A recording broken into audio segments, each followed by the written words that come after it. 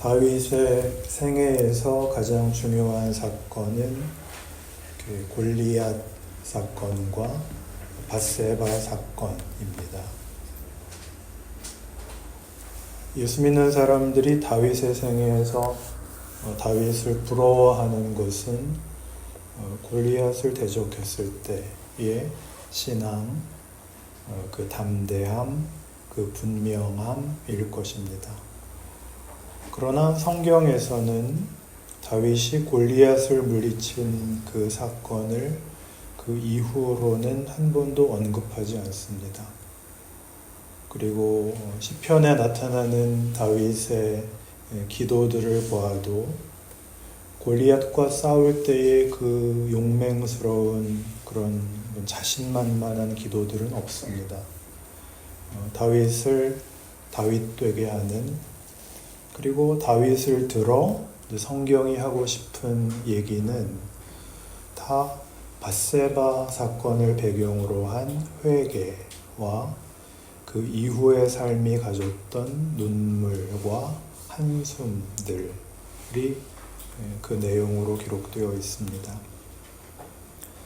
말하자면 성경은 다윗의 생애를 이 밧세바 사건을 중심으로 그 이전, 전반기와 그 이후, 후반기로 나누어서 이 둘을 매우 극적으로 대조시킴으로써 매우 중요한 의도를 이 안에 담아내고 있는 셈입니다. 아시다시피 다윗은 은혜의 대표자입니다. 아브라함이 믿음의 조상인 것 같이 다윗은 은혜의 조상이고 은혜에 대한 대표적인 증인이 되는 것입니다. 로마서 4장을 찾아보시면 그 예수를 믿음으로 말미암는 구원을 소개할 때 그것이 전적으로 이 은혜에 속한 것임을 증언하기 위해서 로마서가 다윗의 말을 인용을 하는 데가 있습니다. 로마서 4장 1절입니다.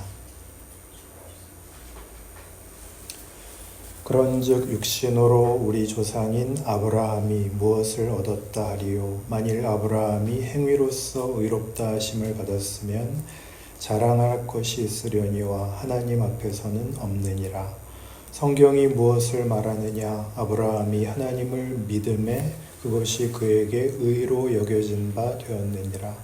일하는 자에게는 그 싹시 은혜로 여겨지지 아니하고 보수로 여겨지거니와 일을 아니할지라도 경건하지 아니한 자를 의롭다 하시는 이를 믿는 자에게는 그의 믿음을 의로 여기시나니 일하는 것이 없이 하나님께 의로 여기심을 받는 사람의 복에 대하여 다윗이 말한 바 불법이 사함을 받고 죄가 가려짐을 받는 사람들은 복이 있고 주께서 그 죄를 인정하지 아니하실 사람은 복이 있도다 함과 같으니라. 여러분, 우리가 예수를 믿는다라고 말을 하잖아요. 그 말을 할 때 믿는다가 강조되어야 될까요? 아니면 예수가 강조되어야 될까요? 당연히 예수가 강조되죠. 믿음을 강조하지 않습니다. 그런데 그 예수로 말미암는 구원은 믿음이라는 방법으로 되어 있다. 그럽니다. 성경이 말하는 믿음은 단순하게 의지가 아닙니다.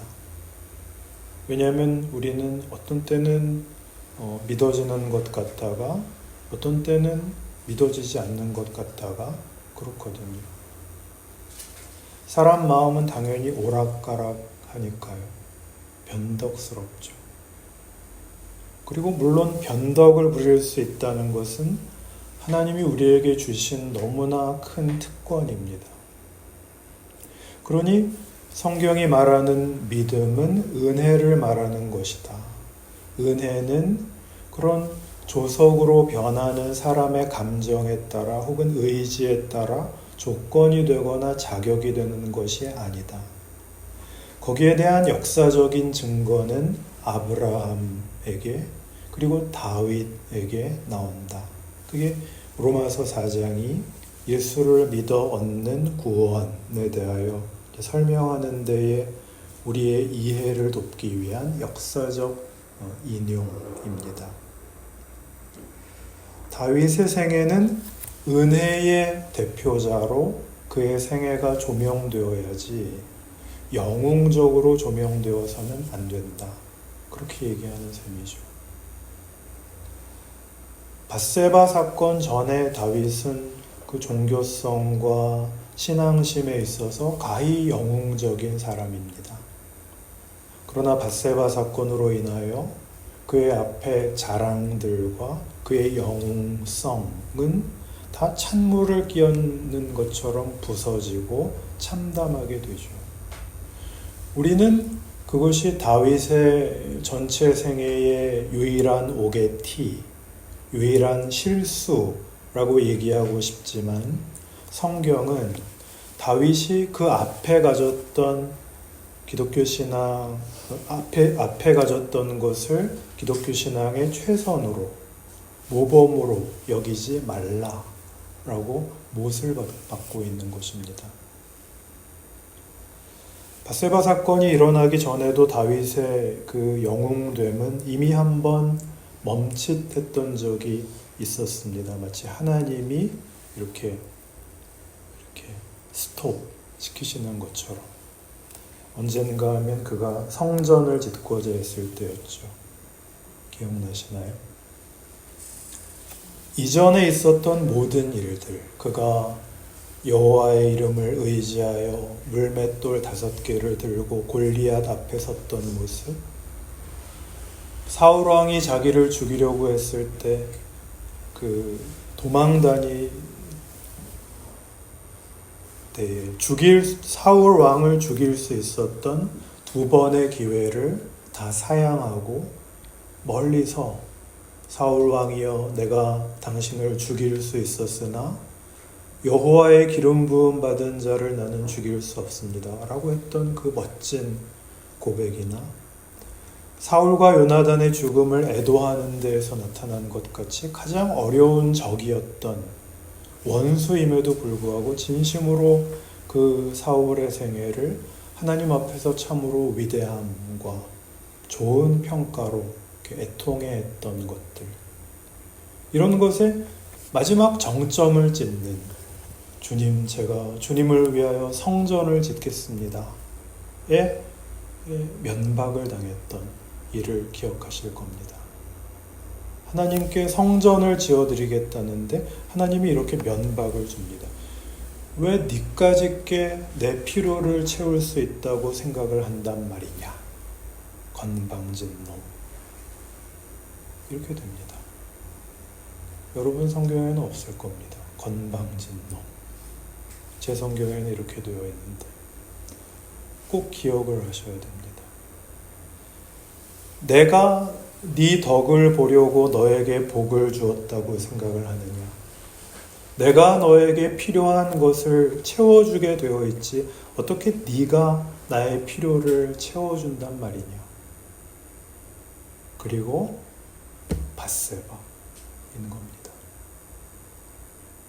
그러니 그가 이루었던, 인간이 가질 수 있었던 최선의 종교 행위와 하나님이 인간에게 만들려고 하는 소위 예수 안에서 구원하여 부활 생명과 영생을 약속한 것은 도대체 어떻게 다른 것이냐, 이렇게 극단적으로 어떻게 대조되는 것이냐 라고 다윗의 생애를 보면서 우리는 물어봐야 되는 것이죠. 같은 로마서 6장에 가면 6장 6절 이하에 대부분이 잘 읽어내지 못하는, 모두가 아는 척하지만 사실은 잘 모르는 6절 이하의 말씀이 이렇게 되어 있습니다. 6절부터 11절까지를 같이 한번 읽죠. 시작. 우리가 알거니와 우리의 옛사람이 예수와 함께 십자가에 못 박힌 것은 죄의 몸이 죽어 다시는 우리가 죄에게 종로를 타지 아니하려 함이니 이는 죽은 자가 죄에서 벗어나 의롭다 하심을 얻었습니다. 만일 우리가 그리스도와 함께 죽었으면 또한 그와 함께 살 줄을 믿노니 이는 그리스도께서 죽은 자 가운데서 살아나셨음에 다시 죽지 아니하시고 사망이 다시 그를 주장하지 못할 줄을 알미로라. 그가 죽으심은 죄에 대하여 단번에 죽으심이요 그가 살아계심은 하나님께 대하여 살아계심이니 이와 같이 너희도 너희 자신을 죄에 대하여는 죽은 자요 그리스도 예수 안에서 하나님께 대하여는 살아있는 자로 여길지어다. 이 대조는 어려울 것 없이 이해할 수도 있습니다. 예수 믿는 자답게 살자. 예수 모를 때 살던 세상 풍조를 쫓고 죄 짓는 삶에서 돌이켜 예수를 믿어 거듭났으니 열심히 신앙생활을 하자. 이렇게 쉬운 얘기입니다. 그러나 이 대조는 이런 것입니다. 다윗에게서 보는 바와 같이 인간의 종교심을 최고의 형태로 드러내는 어떤 정성들, 어떤 위협들, 그것이 신앙생활의 전부가 아니고 세상이 만드는 것과 전혀 다른 하나님이 만드시는 인간의 영광과 지위와 운명이 있다라고 말하는 것이죠. 예수가 우리를 위하여 죽고 무덤에서 부활했고 그래서 우리는 다른 종자다 라고 얘기하는 것입니다. 인간의 할 수 있는 최선의 인생과 운명과 비교하여 하나님이 창조 때부터 목적하신 인간의 정체성과 지위와 운명은 전혀 다른 것이다. 혼동하지 말아라. 둘을 섞지 말아라. 그래서 이렇게 둘을 분명하게 나누어 놓은 것이 말하자면 밧세바 사건이죠. 밧세바 사건은 물론 돌이킬 수 없는 범죄요 큰 잘못입니다. 그래서 이 사건으로 다윗은 자기 실상을 알게 되죠. 자신에게서 생산되는 것은 죽음뿐이라는 걸 알게 되는 겁니다. 그래서 다윗의 회개를 보면 전에도 말씀드렸듯이 이 실수 하나를 용서해달라고, 이 사건 하나를 해결해달라는 기도를 하는 것이 아니고 존재론적 회개를 한다고 그랬습니다. 우리라는 존재는 자기가 만드는 것으로 죽음을 극복할 수 없습니다. 사망이라는 것을 넘어서는 가치, 우리가 얘기하는 진리와 생명을 스스로 만들 수 없습니다. 그것은 하나님만이 하실 수 있습니다. 회개란 도덕성과 종교성의 해결이 아닙니다. 존재론적으로 정체성에서, 종자에서의 변화입니다. 자꾸 세상이 우리를 속이는 것은 예수를 믿었으니 이제 죄짓지 마라. 신령한 능력을 가져라. 이렇게 됨으로써 구원을 받고도 우리는 골리앗 물리친 다윗의 그 옛날을 부러워하는데 불과한 인생을 살게 됩니다. 인생의 어떤 어려움들을 골리앗으로 상정하고 그걸 쓰러뜨려 달라고 간구하죠. 그게 뭐 그렇게 잘못이겠습니까? 많은 문제는 영웅적이었던 다윗의 생애가 후반기에는 애매모호하고 흐지부지해진다는 사실입니다. 우리는 이 다윗의 후반기를 우리 신앙 인생에 적용하지를 못합니다. 우린 그걸 못 참습니다. 왜 하나님은 이런 식으로 다윗의 생애를 전반기에 그 휘황찬란했던 데에서 오늘 우리가 성경에서 본 대로 암논이 이복 여동생을 겁탈하고 그 말이 안 되는 일을 저질러서 분노했으나 아무 말도 할 수 없는 다윗이 뭐라고 말을 하겠어요? 자기가 먼저 그랬는데. 이런 생애를 살게 하셔서 다윗의 후반기가 할 말이 없는, 큰 소리 칠 수 없는 그런 인생을 살게 하실까요? 우리가 늘 소원하듯 큰 소리 칠 수 있는 신앙인이 되게 하지 않고 큰 소리 칠 수 없는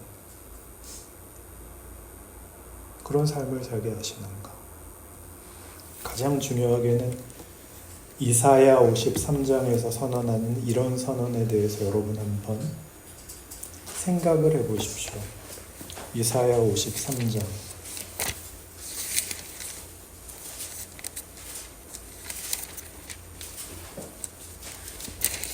1절부터 3절.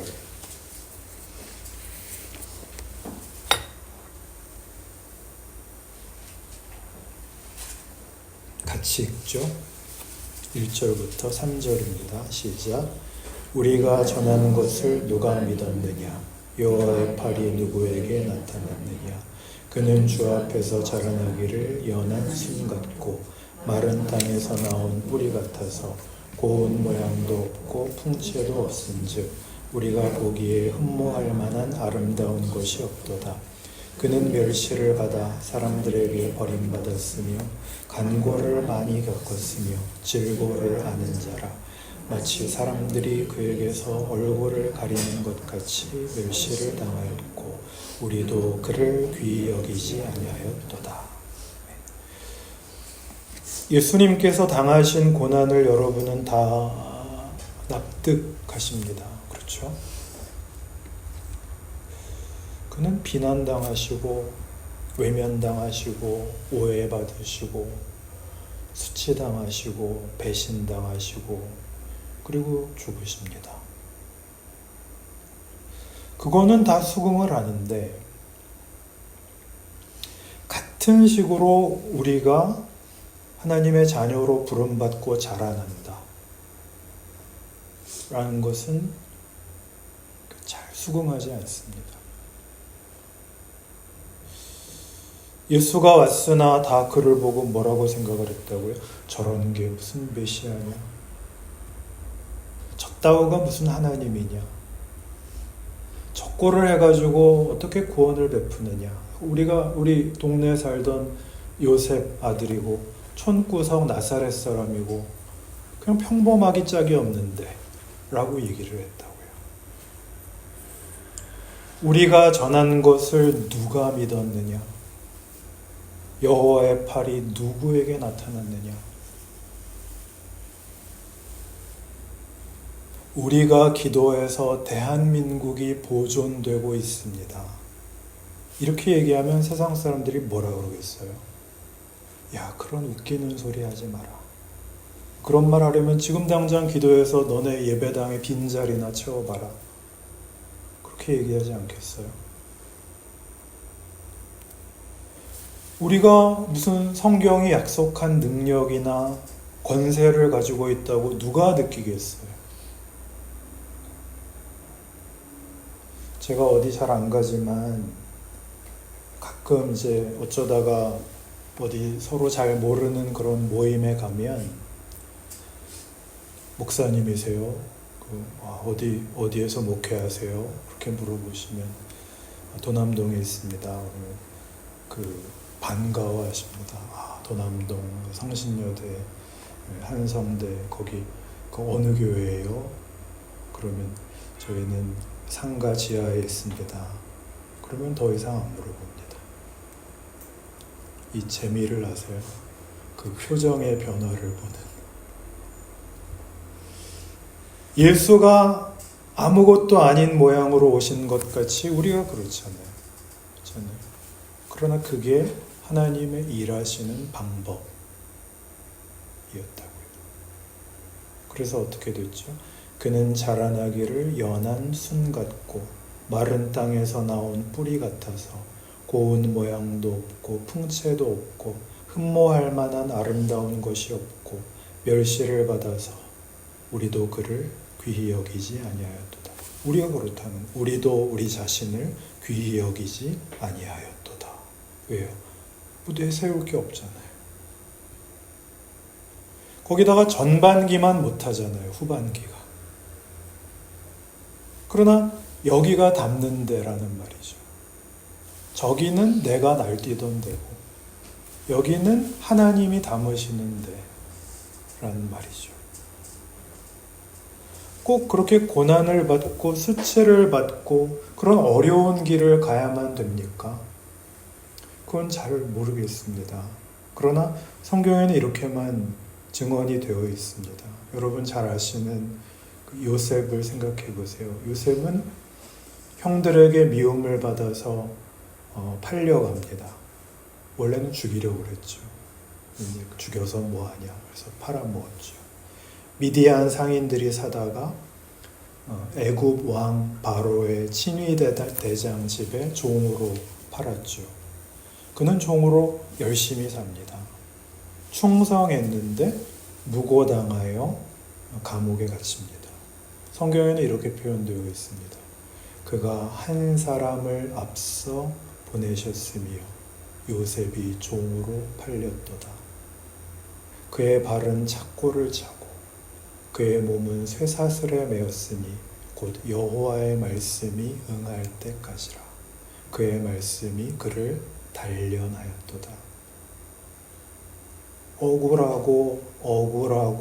억울한 게 하나님께서 그의 말씀을 채우시는 중이었대요. 어떻게 나타나죠? 그가 바로의 꿈을 해석하고 풀려나 총리가 되죠. 총리가 됐을 때 성경의 표현은 이렇게 되어 있습니다. 시편 105편 22절인데요. 그의 뜻대로 모든 신하를 다스리며 그의 지혜로 장로들을 교훈하게 되었도다.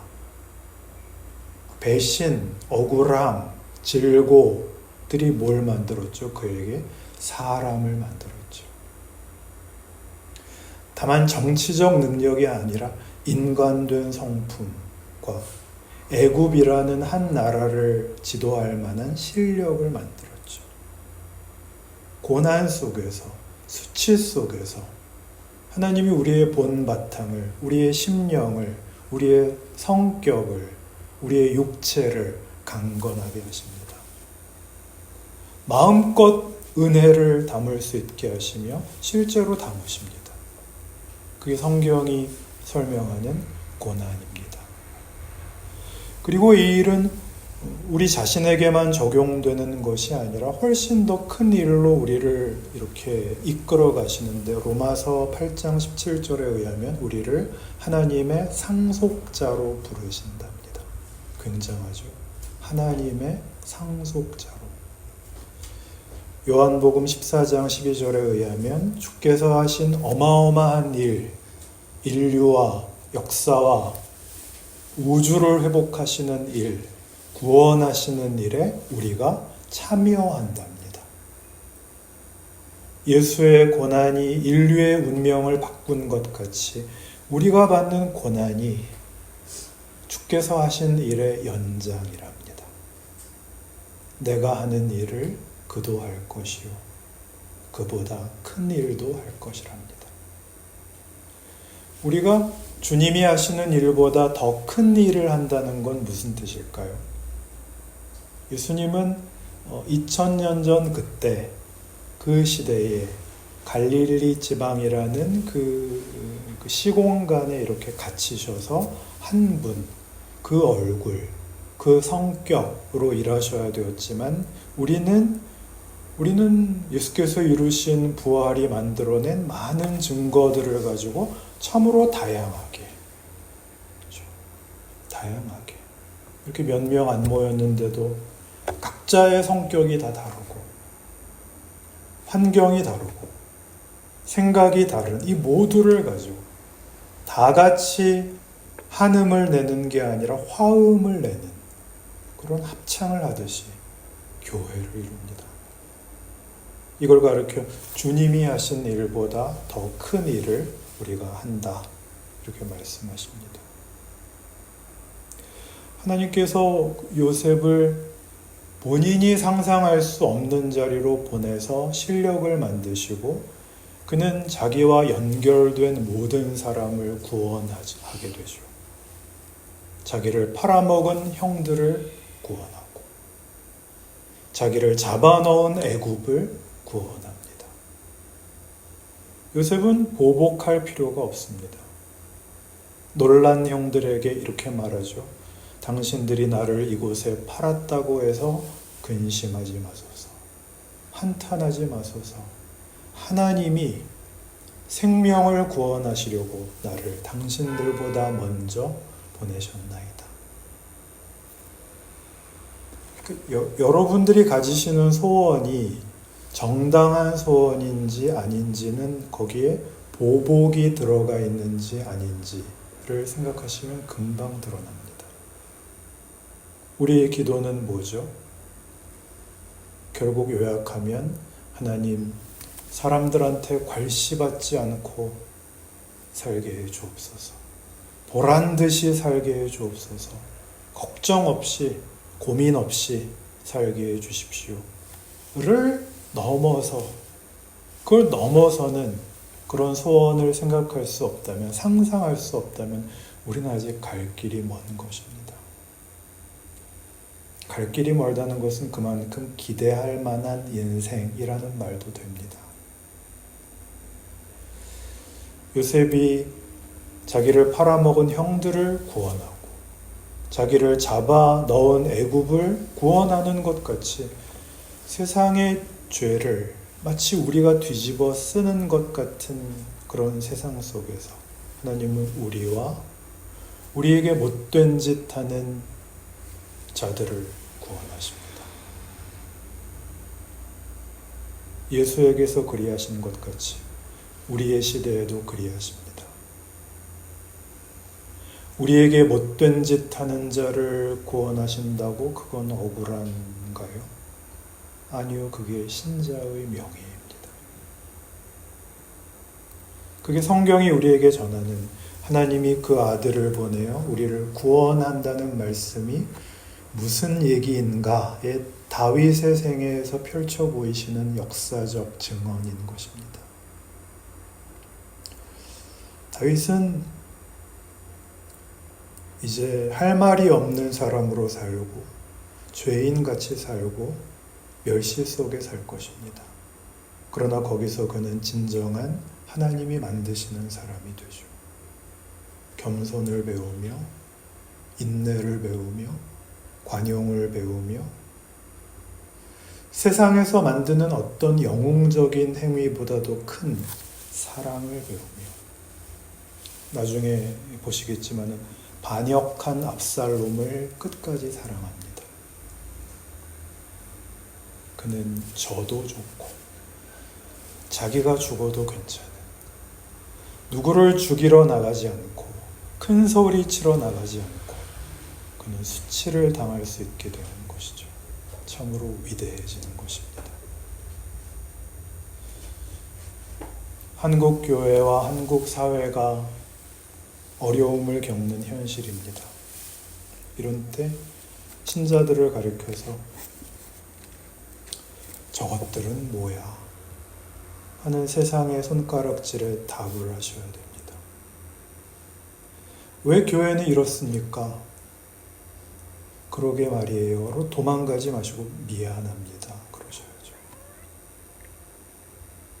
우리 교회는 안 그래요. 그러실 필요 없습니다. 어느 교회 다니세요? 그건 비밀입니다. 세상이 가진 짐을 같이 지고 저들의 원망을 감수하고 걸으면 하나님이 죽음을 열어 부활을 만들어낸다 라는 믿음으로 우리는 기꺼이 그 길을 걸으며 이 시대의 임마누엘로 살 것입니다. 기도합시다.